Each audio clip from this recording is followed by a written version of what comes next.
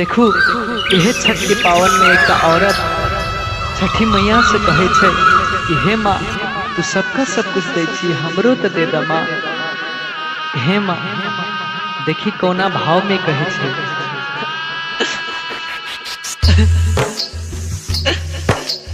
चाहे नए छठी मैया हमरा या न धनवा हो, चाहे नए छठी मैया हमरा या न धनवा और नए खजानवा ललन माँ खातिर छठी मैया करे छी पूजनवा। ललन माँ खातिर छठी मैया करे छी पूजनवा। के पानी बीच खड़ा छै सजनवा, के पानी बीच खड़ा छै सजनवा। ललन माँ खातिर छठी मैया करे छी पूजनवा। ललन माँ खातिर छठी मैया करे छी पूजनवा।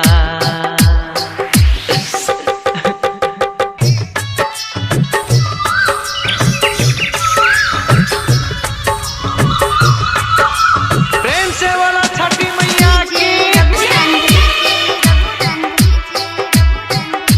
आप सुन रहे हैं सिंगर प्रकाश शर्मा को।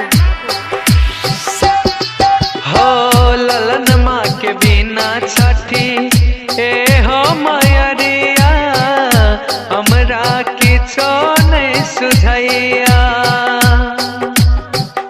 आही के सुनावे छी ललन माँ के दुखिया हमरा तो कुछो नहीं बुझैया। हो सोना जे का हो सोना जे का चमकया समनवा, हो सोना जे का चमकया समनवा। ललन माँ खातिर छठी मैया करे छी पूजनवा। ललन माँ खातिर छठी मैया करे छी पूजनवा। करे छी पूजनवा, करे छी पूजनवा। प्रेम से बोला छठी मैया की। Mixed by DJ Prabhu Nand.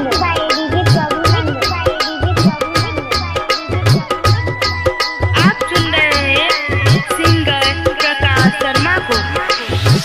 हमरा जे हेतै छठी मैया ललनमा कोसी भरब अपन हाथ से।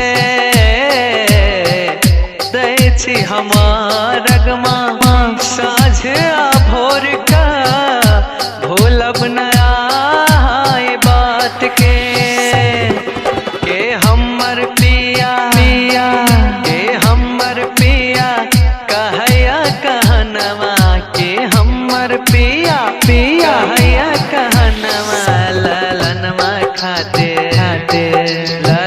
माँ खातिर छठी मैया करे छी पूजनवा। ललन माँ खातिर छठी मैया करे छी पूजनवा। ललन माँ खातिर छठी मैया करे छी पूजनवा। ललन माँ खातिर छठी मैया